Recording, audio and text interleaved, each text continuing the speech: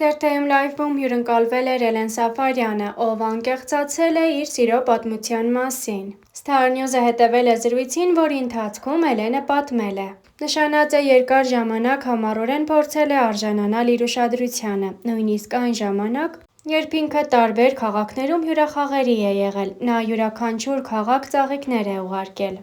Էլենի խոսքով հենց այդ համառությունն էլ գրավել է իրեն։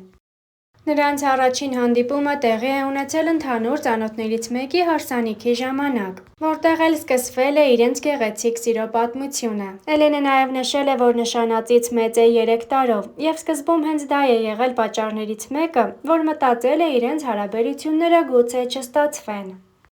Star News-ն արդեն տեղեկացրել էր, որ օրերս Էլեն Սաֆարյանը նշել է իր ծննդյան տարեդարձը։ Անուհու սոցհարթակը լի էր ջերմ ու դրական շնորհավորանքներով ու բարեմաղթանքներով։ Էլենն իր հետևորդների հետ կիսվել է ստացած շքեղ ծաղկեփնջերի և Dyson վարսահարդարիչի լուսանկարով։ Star News-ը ևս միանում է ծննդյան շնորհավորանքներին։ Հիշեցնենք, ավելի վաղ հայտնել էինք, որ Էլենը նշանվել է։ Լուսանկարից պարզ է դառնում, որ դերասանուհին ընդունել է սիրելիի ամուսնության առաջարկը, այդպիսով պաշտոնապես հաստատելով նրանց հարաբերությունների լուրջ փուլ մտնել է։ Հիշեցնենք, որ մինչ այս էլ Էլեն Սաֆարյանը հաճախ էր հրապարակումներ անում իր ընտրյալի հետ, կիսվելով համատեղ ջերմ ու սիրառատ պահերով, զույգը չէր թաքցնում իր զգացմունքները, իսկ այժմ արդեն նրանց սիրո պատմությունը նոր զարգացում է ստացել։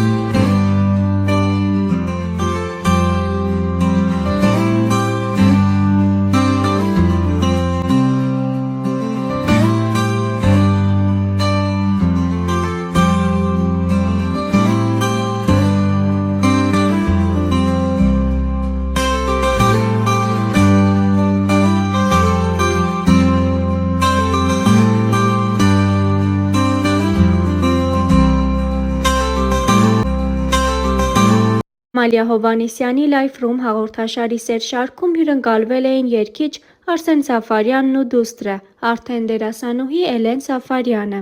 Star News-ը հետևեց հաղորդմանն առանձնացնելով հետաքրքիր մասեր։ Հաղորդման սկզբում Արսեն Սաֆարյանը պատմեց զավեշտալի մի դեպք։ Արդեն երևի թե 2 տարի է, որ Էլենը նկարահանվում է տարբեր ֆիլմերում։ Վերջերս Միացյալ Նահանգներում հանկարծ լսեցի «Վայ բարև ձեզ»։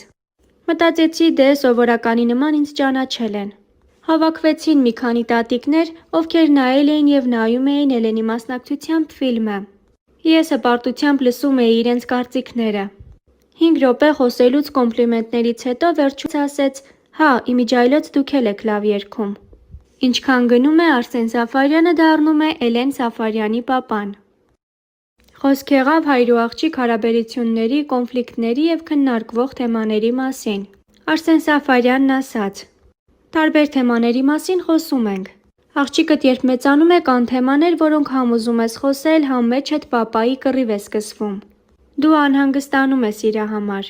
Էլեն Սաֆարյանը ևս խոսեց թեմայի շուրջ. «Պապան շատ լավ ընկեր է ինձ համար, երբ էմոցիոնալ եմ լինում այդ պահերին միանգամից գնում եմ պապայի մոտ։ Լավ խորհուրդներ է տալիս, պապայից թաքցնել չի լինի և պետք էլ չի։ Շատ հաճախ խիստ ընտանիքներում մեծացած երեխաները որպես արդեն ծնող դառնում են ընկերներ իրենց երեխաների համար»։ Արսեն Սաֆարյանն այս մասին. «Ամեն դեպքում լրիվ ընկեր չի լինում դառնալ։ Ընկերական հարաբերություններ լինում են սակայն։ Ես կարծում եմ, որ պետք է ամենալավը, ամենաջերմը, ամենաբարին տաս։ Երբեմն ինձ այն մտքի վրա եմ բռնում, որ այ հայրս սենց է արել, բայց ես տենց չանեմ։ Շատ հարցերում էլ ասում եմ հայրս ճիշտ է եղել։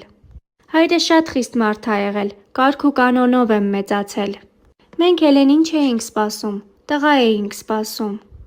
Հիվանդանոցում ինձ 2 անգամ շատ վստահ ասել էին տղա եք ունենալու։ Ծնվեց, ասեցին շնորհավորում ենք, դուք գեղեցիկ աղջնակ եք ունեցել։ Ես ասում եմ ինչ։ Կարծրատիպ չկար, ուղղակի իրենք էին այդպես ասել։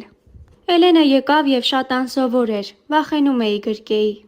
Երբ տատիկները կինս հանձնվում էին, չէր քնում, հենց լսում էր ձայնս, երգում էի ականջի տակ, քնում էր։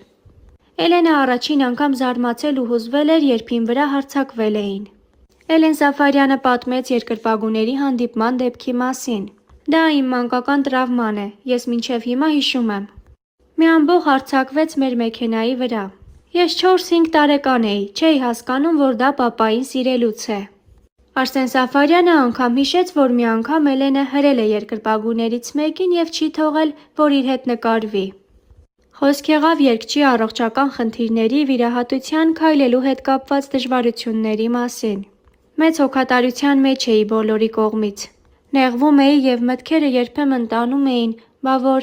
բայց շուտ հետ էի բերում բացասական մտքերից։ Շատ էի տեսնում, որ տանը անտրամադիր են, բայց փառք Աստծո, անցանք։ Այդ ժամանակահատվածում ինձ շատ օգնեց կիթառներով ծրագիրը, նստած էի։ Լինում էին օրեր, որ սրսկվում, ցավազրկվում նոր էի գնում համերգի, որպեսզի կարողանամ առանց փայտի գամ բարձրանամ նստեմ։ Չէի սիրում այդ ժամանակ տեղ գնալ, որ ինձ խղճալու հայացքներով էին նայում։ Մի կողմից զուսպ եմ եղել, բայց մյուս կողմից արցունքներն աչքերիցս հոսում էին։ 4 օր չէի քնել, ջուրը տալիս էին, ձեռքիցս ընկնում էր, այդքան թուլացել էի։ Նշենք նաև, որ վերջերս Արսեն Սաֆարյանը հյուր էր նաև կյանքի ուղիներով հաղորդմանը։ Նա հաղորդման շրջանակներում խոսել էր մանկությունից։ Ծնվել եմ 6 կիլոգրամ եւ այդ հիվանդանոցի ռեկորդն եմ համարվել։ Շատ ուշ եմ քայլել, որովհետև ծանր եմ եղել։ Ուշ եմ խոսել, բայց հետո սկսել եմ երգել։ Ես նույնիսկ հոտերն եմ հիշում, մանկության համերն եմ հիշում։ Տատիս գոգնոցն եմ հիշում, որ միշտ ջեմով կոնֆետ էր լինում գրպանում։ Մենք սիրում էինք մեր բաբոյի կոնֆետները։ Տեղափոխվեցինք Հրազդան, պարտեզ ընդունվեցի, սիրահարվեցի։ Մի աղջիկ կար, Ալվինա էր անունը, սիրում էի իրեն։ Հրաշք մանկություն էր, որովհետև հեռախոսների, լապթոփների մեջ չէինք։ Իրական շփվում էինք, նեղվում էինք, նեղացնում էինք, ներողություն էինք խնդրում, իրական էր ամեն ինչ։ Առաջին դասարանում խնդրեցի մայրս տարավ Պիոներ պալատ նկարչության։